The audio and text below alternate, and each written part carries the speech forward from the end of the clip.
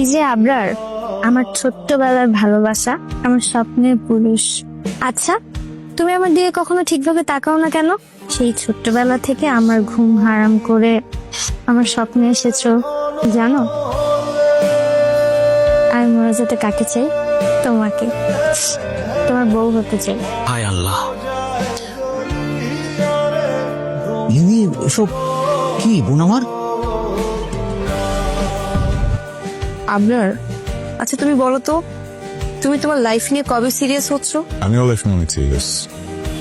আচ্ছা, তুমি একদমই সিরিয়াস না। কিভাবে বুঝাবো আপনাকে যে আমি লাইফ নিয়ে অনেক বেশি সিরিয়াস? ওটা সময় হলে ঠিকই বুঝে নেব। কিছু কিছু জিনিস না একাই ফুটে ওঠে। আর তুমি তো জানোই যে আবরার একটু অন্যরকম, কিন্তু ওর মনটা কিন্তু অনেক ভালো। ওরা আসলে তোকে এখানে চাকরিটা দিয়েছে আমাদেরকে ছোট অনুভব করানোর জন্য। একটা মানুষ কখন বড় হয় জানো? কখন?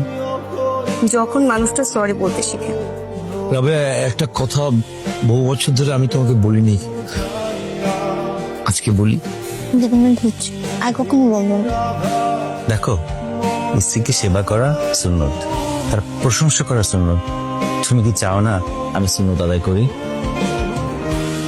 তোমাদের বাসার তুমি ছাড়া সবাই নামাজ আদায় করে।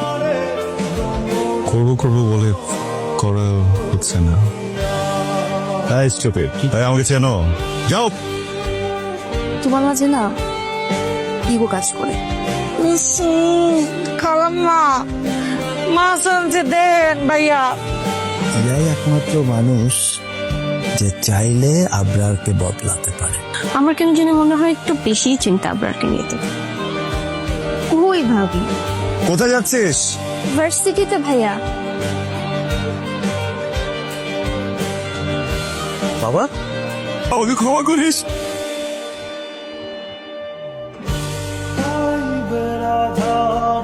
আমরা